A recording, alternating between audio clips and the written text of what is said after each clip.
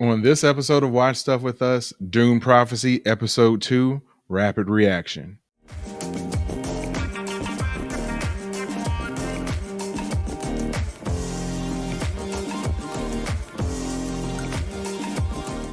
Thanks for tuning in to another episode of Watch Stuff with Us. I'm JD. Please hit that like button, hit the subscribe button, and be sure to drop a comment so that I know that you're there and you're watching Dune Prophecy Episode 1 or 2 with me. But without further ado, we're going to go into a little bit of a rapid reaction and breakdown of everything that just occurred in the episode. So I'm not going to cover all and every aspect of things that happened on the show, just some of the things that caught my attention from episode 2 of Dune Prophecy. So first thing I had written down is that we're dealing with the fallout from the death of the sister and the young Duke. So the death of Pruitt and Richise. It is obvious that what is his name? Desmond Hart was the one who did this. And the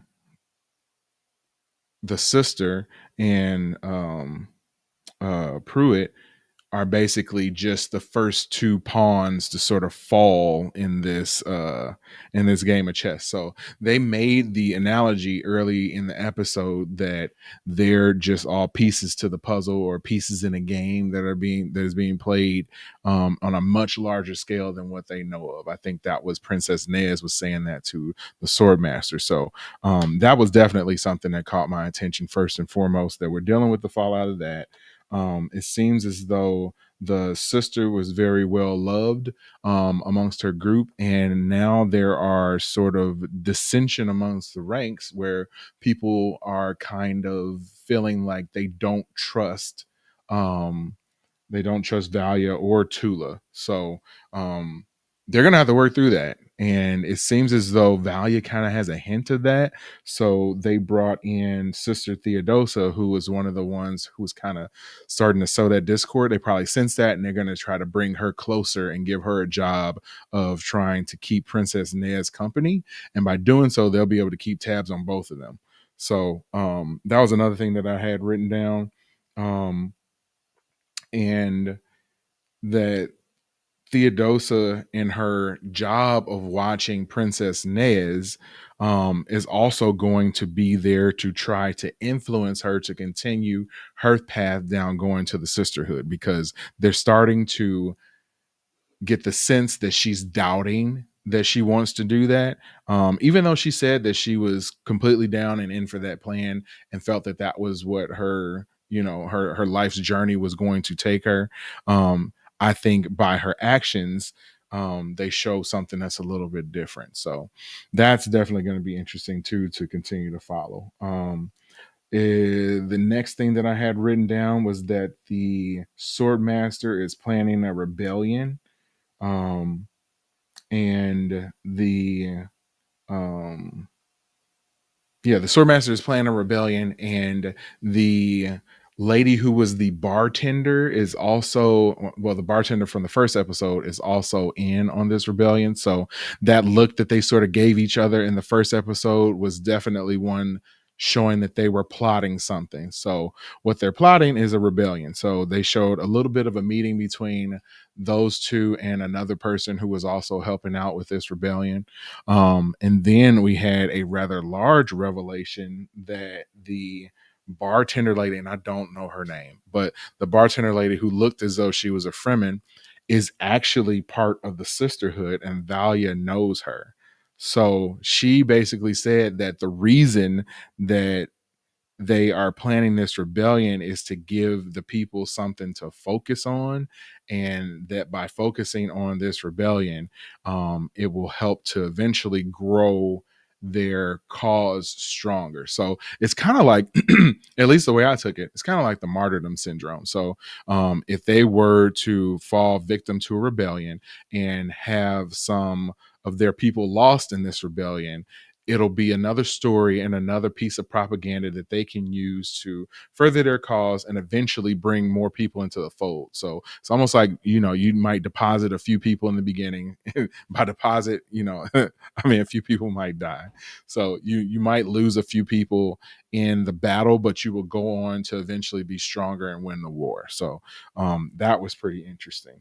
Then we got to the part where Lila ended up taking the blue poison, and she was doing so in order to connect with her mother and also with Raquella, who was the first leader. So they Tula convinced her to do so, even though she hadn't been trained really to do it, and she wasn't strong enough in the sisterhood early on.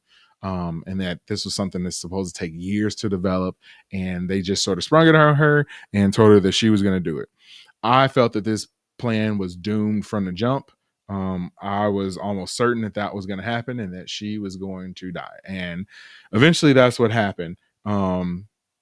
And once she was able to sort of pass on a message from Raquella, Lila thought that she was going to see and talk to her mother. And she basically told her that, like, no, you let them mislead you, and your mother isn't here. And now we are going to consume you. So I guess these spirits are sort of, I don't know why they consume people, but they consume the energy of people, and they consume Lila, and she was taken out, which is sad. And I feel as though part of the reasoning behind it is that they needed to gain this information, but they used someone who was not very strong and almost sacrificable. um I think Tula tried to believe in the situation, but she ultimately knew it probably wasn't going to work. But they did get the information that they were seeking, and tried to get more information on the prophecy that Raquella had been talking about. So they did get a little bit of that information, but I don't think they got everything that they needed. But I think Tula knew all along that Lila was going to die, and that she was willing to make that sacrifice in order to get the information that she needed. It's sad for Lila, but it was kind of expected. And pretty much as soon as I saw that they were hatching that plan, I was like, Lila's not going to make it. The last thing, and probably the two best parts of the episode, was Desmond. Desmond Hart being released and basically working for Javaco now. He is almost like his hired gun, I guess. And basically, Ferdinand was there and threatening Javaco and saying that he was gonna, take over, and because he was mad that his son died. And because of this, Desmond comes along and then starts his whole internal burning thing, which he did to Ferdinand's son and Mother Kasha. So the first thing that I thought was, like, why would, I mean, I get that Javico needs someone to sort of be strong enough to take out Ferdinand and his group, but I don't know why on earth he would ever trust Desmond to do that. If this dude can just use his mind to spontaneously, or to make people like pretty much spontaneously burst into flames from the inside out, like, why would he think that he's going to be able to control him? Like, I'm almost certain that at some point Desmond is going to kill Javico. Like, almost certain of that, because it makes no sense to have and form and create an allegiance to a guy who is that powerful. You know nothing about his background. You don't know how he got his powers, where these powers come from, or anything like that. And yeah, there's no way I would trust that. No way.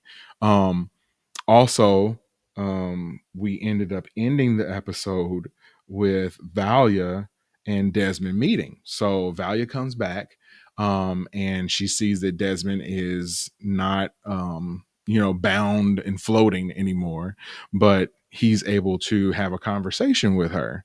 And during that conversation, she basically realizes that he is a major threat to her and the sisterhood and everything that they have going on. And basically Desmond tells her that he is just there to serve the Imperium, and that the sisterhood is the biggest threat to the Imperium known to man right now. So he is going to do whatever he can to take her out. So Valia uses the voice on him. And as soon as she started using the voice, I was like, it's not going to work. It's not going to work because Desmond uses his mental ability. Like you can see him like tweaking a little bit when he uses his mental ability in order to like create the fire. So this dude is not just your normal person and is not mentally weak enough to fall victim to the voice. So I kind of knew that was going to happen, but he like raised his, she told him to take out the knife and put it to your throat and, then slice your throat or whatever. And it looked like he was struggling with it, but I don't really think he was. I think he was just putting on the show right then. I don't think that was affecting him one bit at all the entire time. And it looked like he was going to do it, but then he stopped and then he put the knife away and basically said, you can't control me. So now that you have somebody who you can't control, what are you going to do now? That's your biggest fear, is that that at the end of the day, if something goes wrong, the one ace you have up your sleeve is using the voice and telling that person to off themselves or to do whatever, and you can control them. But now that you can't do that and you have somebody who you can't control, what are you going to do now? So if I had to say, just watching a show, I feel like the sisterhood are almost villains, especially Valia, and knowing that they eventually turn to the Bene Gesserit. And I don't necessarily agree with their cause and the things that they're trying to spread. I feel like Desmond is almost the hero, even though he's willing to do whatever and has killed a child. It is for the greater good that he did that.